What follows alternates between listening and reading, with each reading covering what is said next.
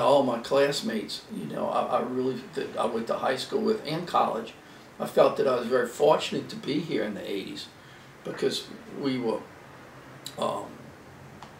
financially stable in the beginning of the 80s and through the 80s. In my business, we were into the mid-90s because it was had a lot of oil drilling going on, activity on the river. You had a lot of longshoreman activity on the river. You had plants that got built up between New Orleans and Baton Rouge. At one time, this was in fact the second biggest port if you could go from Baton Rouge to New Orleans, if not maybe the biggest in the world or the country. So New Orleans was very vibrant in the late 70s and early 80s, but politics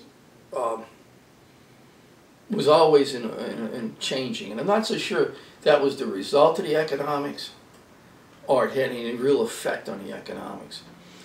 I think in some ways it had a lot of effect on and it was more the state than it was than the local city issue. I can remember while the offshore oil business was booming, we represented people in that business somewhat, but my law firm was Atty, Gardner and Waldmann, and Mr. Gardner today is was a Harahan councilman and lives in Harahan, has a practice in Harahan. Mr. Atty's deceased, but was involved in living in Terrytown, which is an area that was very Irish, and most of the people that lived there came from the Irish Channel in the 60s and the 70s, and they all knew each other. They were all very close. But in that era, there was a lot of wealth in the city, and I can remember John Atty telling me that Terrytown was one of the wealthiest suburbs in any place in the country. It was all built up in the late 60s and the early 70s, in the mid 70s, and everybody was working offshore, and it was very affluent.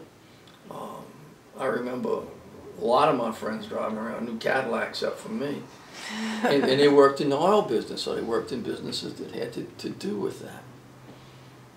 And what I saw in New Orleans as far as a change in the economy was early on, if y'all can remember, in I think 73, oil prices jumped from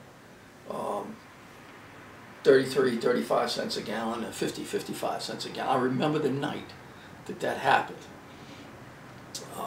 It was on a weekend, and the prices hit all of a sudden, and I was planning on going to Shreveport where my in-laws were, and the price changed. And there was a shortage of gas. I had to sit in the car with my young son at the time, who was now 40 years old, and he was about 3 or 4. He was very upset because he had to sit in that car for 30, 40 minutes because we were in line for gasoline. And then I can remember a few, gasoline, the West Bank, that was a wonderful thing. Because as the gas prices and the scarcity went up, the drilling went up after it. So it was blow and go in the 70s on the West Bank. A lot of money.